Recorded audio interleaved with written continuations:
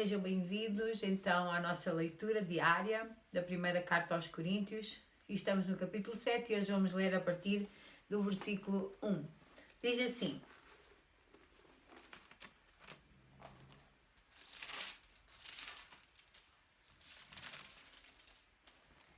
Quanto ao que me escreveste, é bom que o homem não toque em mulher, mas por causa da impureza, cada um tenha a sua própria esposa e cada uma o seu próprio marido. O marido conceda à esposa o que lhe é devido e também, semelhantemente, a esposa ao seu marido. A mulher não tem poder sobre o seu próprio corpo, e sim o marido. E também, semelhantemente, o marido não tem poder sobre o seu próprio corpo, e sim a mulher. Não vos priveis um ao outro, salvo, talvez, por mútuo consentimento, por algum tempo, para vos dedicardes à oração, e novamente vos ajuntardes, para que Satanás não vos tente por causa da incontinência. E isto vos digo como concessão e não por mandamento. Quero que todos os homens sejam tais como também eu sou. No entanto, cada um tem de Deus o seu próprio dom. Um, na verdade, de um modo, outro de outro. E aos solteiros e viúvos, digo que lhes seria bom que permanecessem no estado em que também eu vivo. Caso, porém, não se dominem, que se casem, porque é melhor casar do que viver abrasado. O apóstolo Paulo, neste capítulo, ele vai tratar com a igreja sobre um assunto que eles mesmos tinham questões. Nós lemos que o apóstolo Paulo recebeu perguntas da igreja de Coríntio acerca do casamento e acerca do ato sexual no casamento. E o apóstolo Paulo recebeu a pergunta e nessas perguntas vinha uma expressão de que o homem não toque em mulher. E logo aí essa expressão, ela dita também pelo apóstolo Paulo, mas ela trouxe muita confusão. Então havia pessoas na igreja que diziam, não, seguir o celibato, estar solteiro é uma superioridade espiritual. É muito melhor, porque o ato sexual contamina a nossa vida. Então, isto de uma igreja que vivia toda aquela situação que nós já temos vindo a falar, mas também havia pessoas que achavam, não, o melhor é celibato, que o homem não toque em mulher, então nós não podemos tocar. Então aqueles que já estavam casados, eles diziam, pronto, então eu estou casado, mas se eu quero manter a minha pureza espiritual, então eu também não posso ter relações sexuais com a minha própria mulher. Então havia, mesmo no casamento, uma privação do ato sexual, porque eles diziam, não, então se o ato sexual não é de Deus, nós não devemos então ter relações sexuais. E também havia um outro extremo que dizia, não, ser casado é o melhor.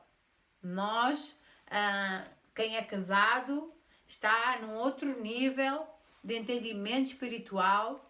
Então havia esta distinção. Vocês sabem, quando nós somos imaturos, somos muito tendenciosos para os extremos e esta igreja revelava imaturidade, então revelava extremos. Então o apóstolo Paulo, este assunto do capítulo 7 é uma resposta às questões da igreja. Mas não deixam de ser princípios muito importantes para nós hoje, muito importantes para a nossa vida hoje. E este capítulo 7 ele é dividido em 3 partes. A primeira parte, que foi a que nós lemos e vamos hoje ver, o apóstolo Paulo, fala para cristãos casados com cristãos. A segunda parte, que veremos já amanhã, o apóstolo Paulo fala para cristãos casados com não cristãos. E na terceira parte, o apóstolo Paulo fala para cristãos que não são casados.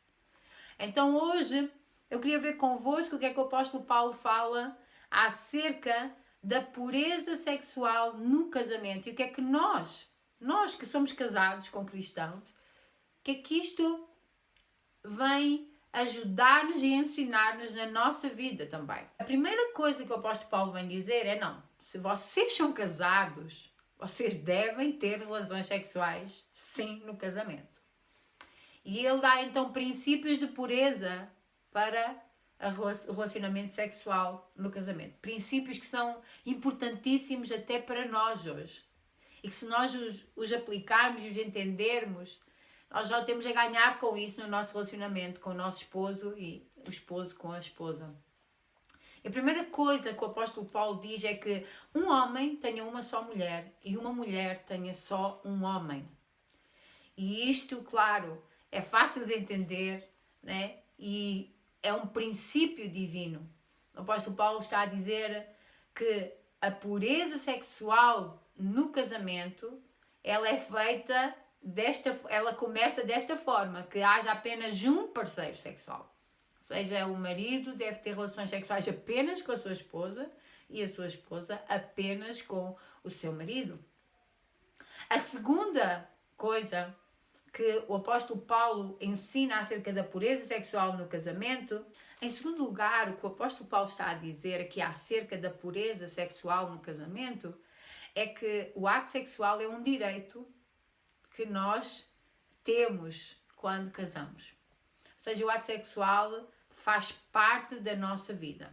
Se isto fosse para um culto de mulheres, eu falaria de outras formas sobre isto. Mas como isto é para toda a igreja e eu quero que vocês entendam isto, que o ato sexual, ele é um direito de quem casa. Ou seja, a partir do momento que nós casamos, nós temos direito a ter relacionamento sexual. Eu falo do contexto em que isto foi escrito. O apóstolo Paulo havia pessoas dentro do casal, ou mulher ou homem, que achavam que para ter uma vida espiritual superior não podiam ter relações sexuais. E isso, o apóstolo Paulo vai dizer, não, porque quem casou é um direito ter relação sexual. E isto é um casamento cristão com cristão.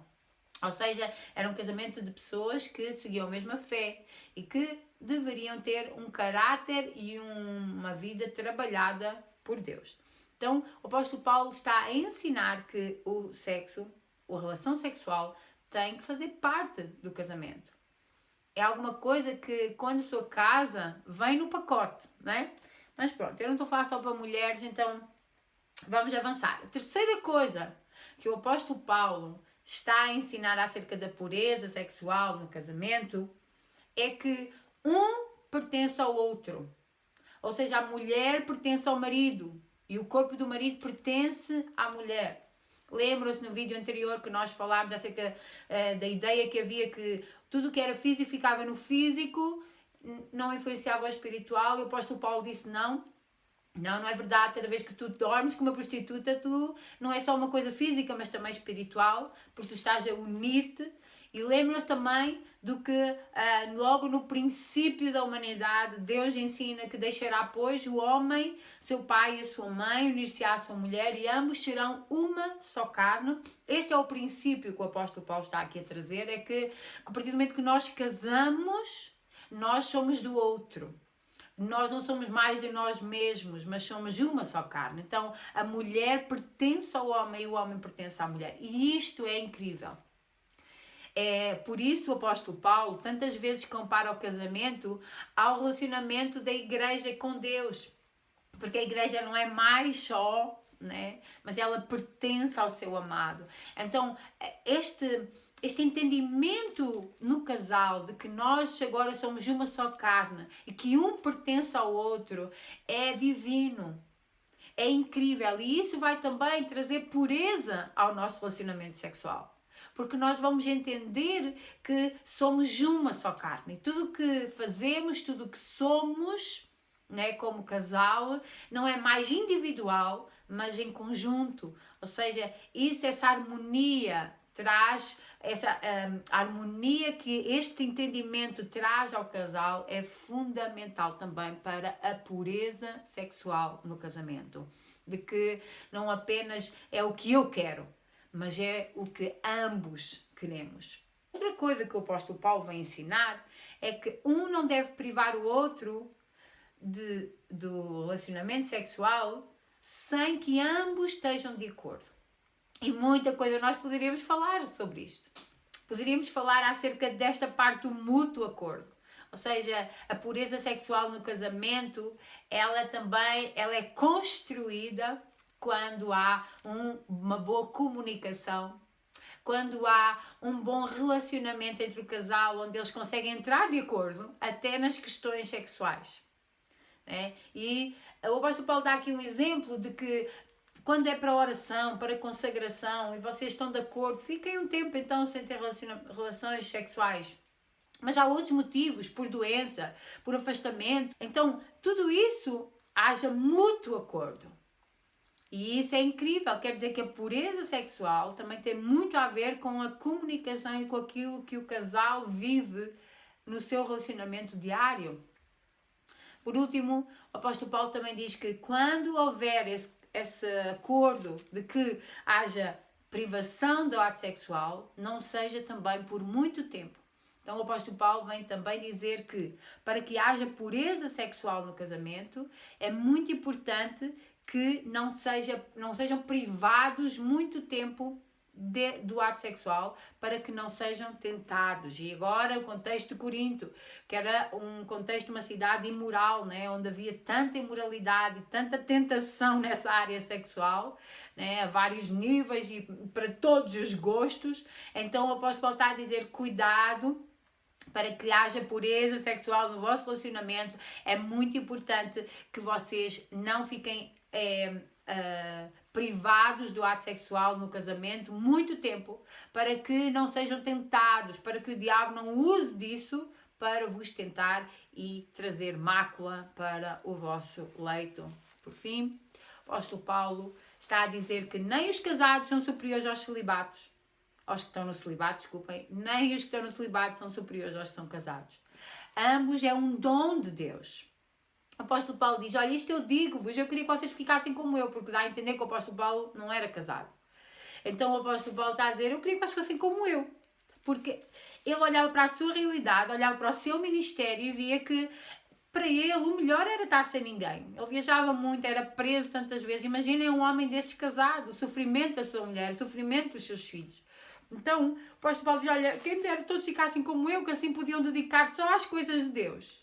Mas nem todos temos este dom. O apóstolo Paulo diz, celibato é um dom. Então, se é um dom de Deus, quer dizer que quem vive sem esposo ou sem esposa, quer dizer que não é inferior. É feliz também, porque foi um dom de Deus. E está a cumprir com aquilo que Deus lhe deu. Mas quem é casado também é um dom de Deus, porque para casar é preciso um dom. Irmãos, lembrem-se disto. Muitas pessoas casam sem ter a certeza se têm um dom para casar. E por isso, às vezes, fazem a vida de outra pessoa tão infeliz e elas mesmas são tão infelizes. Porque casaram, mas não era para casar. Era para ficarem sozinhos, né? Então, o celibato é um dom e casar também é um dom de Deus. Né? Dá a sensação que a sociedade nos empurra ao casamento, mas a Bíblia ela traz já à nossa consciência de que nenhuma sociedade nos deve empurrar a nada. Nós devemos saber para o que é que Deus nos chamou, para o que é que Deus nos fez e quem nós somos em Cristo. Então o apóstolo Paulo está a dizer também, mas pronto, se vocês não conseguem, se vocês têm vocês não conseguem, se não foi o dom para vocês, não foi o celibato, então casem, porque vale mais casar do que abrasar, ou seja, andarem com esse desejo, e isso está a impedir até a vossa vida espiritual. Então, casem, tenham uma só mulher e vivam uma vida feliz e na pureza sexual. Vamos orar? Vamos orar para que Deus abençoe os nossos casamentos, para que Deus abençoe os nossos relacionamentos, né? Nós que somos casados, e que Deus tenha também compaixão por nós e nos dê sabedoria a lidar também com estes assuntos na nossa vida.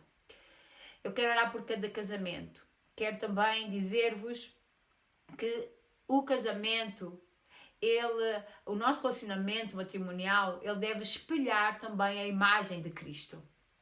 Então, se alguma coisa não está bem no teu casamento e tu não estás a conseguir, se tu não estás a conseguir resolver, e se tu queres a ajuda de Deus, então busca ao Senhor, pede ajuda, direção ao Senhor.